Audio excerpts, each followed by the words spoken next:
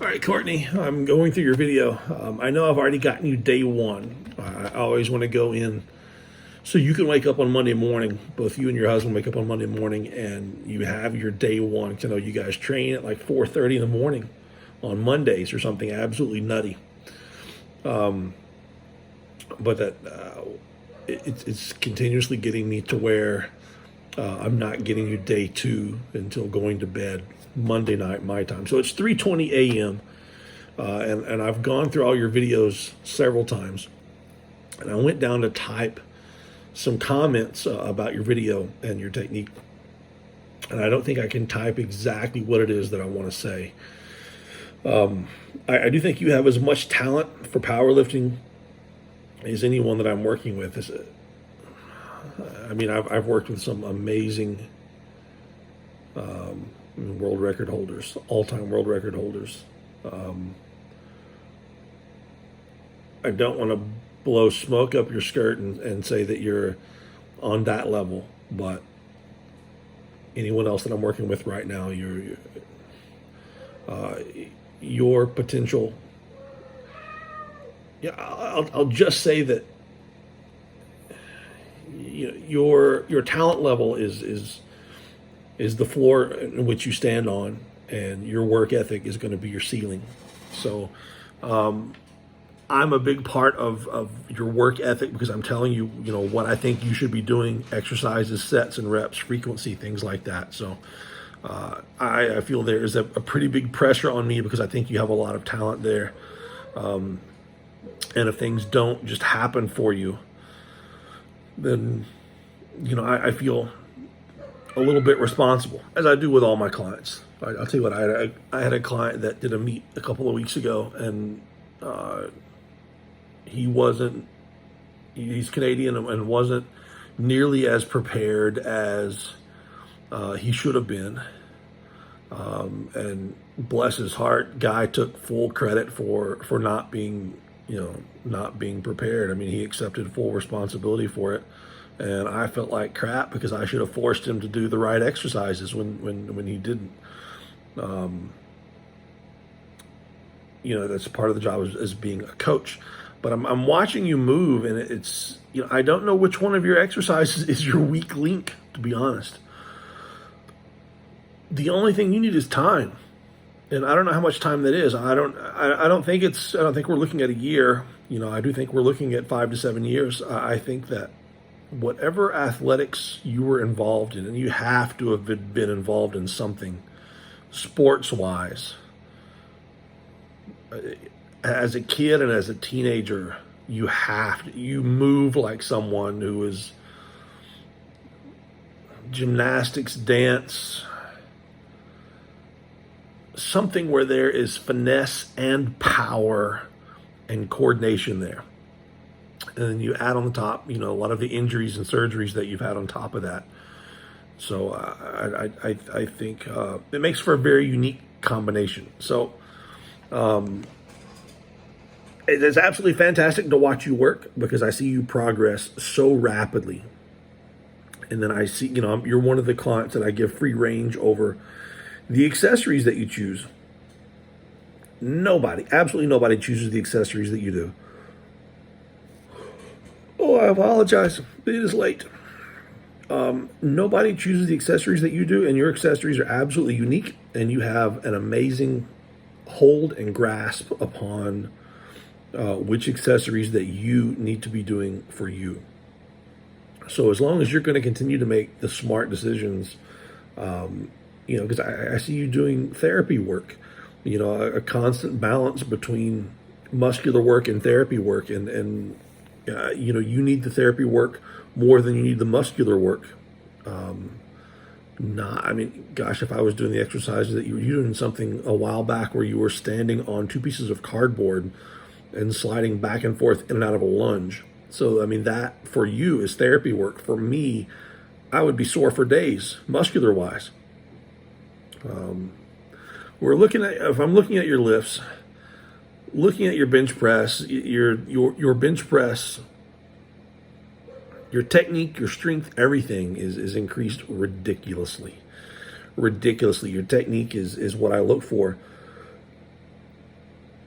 If your technique can take off, then all we need is time to build strength. And I've been really, really concerned about your shoulders, elbows, knees, hip, feet, things like that. And all of those things seem to be really clicking on a good level. That's always my main concern with all athletes. Keep you healthy as possible, because if I can keep you healthy, then long term you can make serious progress with or without me. But you have to be healthy. So your bench press is just going to take time, and I think we have to find the correct mix of, do you need the reps, the sets, or the heavy weight, or all of the above. So that's kind of what I'm going with everything, is we're trying to find the best. I've got everything on a rotation, and what I'm looking for is what rotation is going to give you the absolute best results with your bench press, sets, reps, percentages, intensity, and how long can we push each one of them. Going with your squat, you're just a natural freaking squatter. It's ridiculous when I watch you squat. I'm giving you the freedom to do the reverse band squats, and we're going up to a heavy weight, a heavy weight for you. And what's amazing is I watch all of your sets without the reverse bands, and you're absolutely killing it. I mean, it's full depth, chest up, elbows are slammed down, good speed, good explosion, everything is right.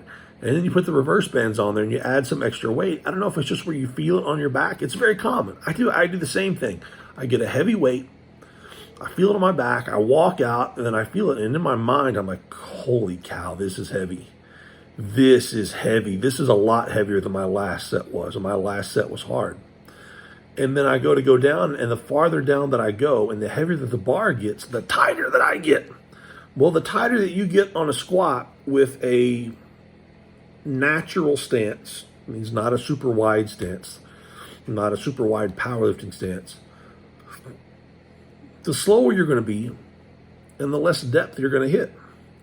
So everything's changing. So I implore you that when you get to that heavy weight with the reverse band, you just kamikaze it and take it down with the same speed, the same attitude as a lighter weight. You've got your husband behind you. I mean, what happens if you don't come up out of the hole? You dump it. Actually, no, don't dump it. Let him help you. Or decide before you go, look at him and say, if I don't get this, I'm dumping it, so get out of the way. Or be the good lifter and say, if I don't get this, I'm riding it and I'm depending on you to get me back up. Because I'm not going to let myself get hurt, so I'm depending on you. But you guys have to determine that before you're set, so you're both on the same page. But you have to stay just as loose and mobile with the heavyweight as you do with the lightweight.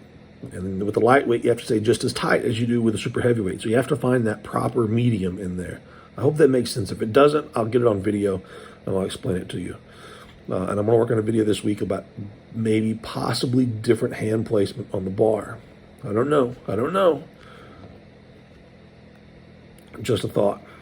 When it comes to deadlifts, you were really clicking this week. I shot a deadlift video I want to send you in the next couple of days, something I want you to try